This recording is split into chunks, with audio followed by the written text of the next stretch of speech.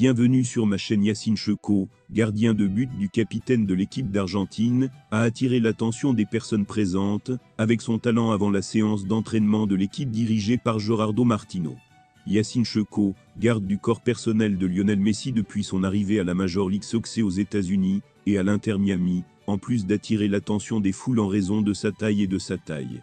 Avant de continuer, prends le temps de souscrire et appuyer sur la touche de notification pour les futures vidéos. Conditions physiques exceptionnelles, a également été au centre de l'attention après avoir montré ses talents de footballeur avant le dernier entraînement des Eurons lors des huitièmes de finale retour entre les champions de la CONCACAF et le Nashville SC.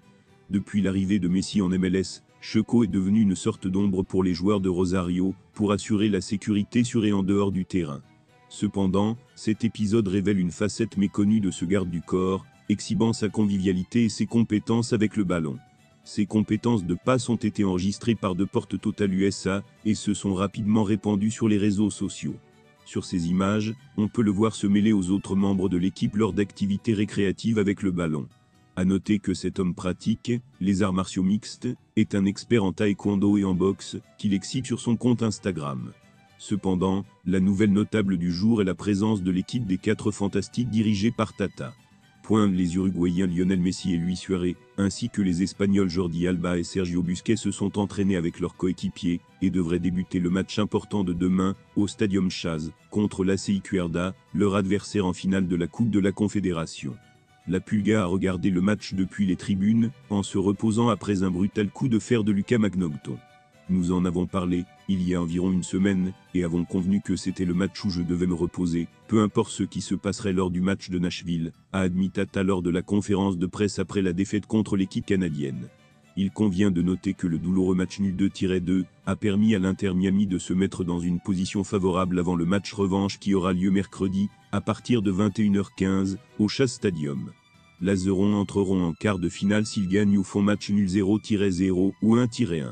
Le vainqueur de ce match affrontera le vainqueur du match entre le FC Cincinnati et les Rayados de Monterrey. Les Mexicains ont gagné 1-0 aux États-Unis et se retrouveront ce jeudi au stade El Gigante de la ville. Il n'arrêtait pas de le féliciter. Gerardo Martino, entraîneur de l'Inter Miami, a une nouvelle fois félicité Lionel Messi, la star de son équipe, avant le match revanche de ce mercredi avec Nashville, à domicile, en huitième de finale de la Coupe des champions de la CONCACAF. Il est diffusé exclusivement sur Star+, Amérique du Sud uniquement. Le numéro 1 est resté tout au long de sa carrière, peu importe où il se trouvait, jouant avec aisance et désir de gagner. C'est un trait très caractéristique de lui, a déclaré Martino lors de la conférence de presse, faisant référence à Messi que je dois diriger, mais aujourd'hui je le vois encore, comme la première fois à Barcelone. L'envie d'aller au bout de tout ce qui se passe en cours de route, a expliqué l'entraîneur argentin à propos de son compatriote. Je ne pense pas qu'il y aura un autre match, avec tous ceux que nous avons joués. Tout se passera de manière égale, avec les deux équipes tendues et chaque équipe cherchant à faire des dégâts à sa manière, a déclaré Martino. Martino, avec Messi comme leader sur le terrain, est donc ravi de faire un nouveau pas en avant, en l'occurrence dans la Coupe des champions de la CONCACAF.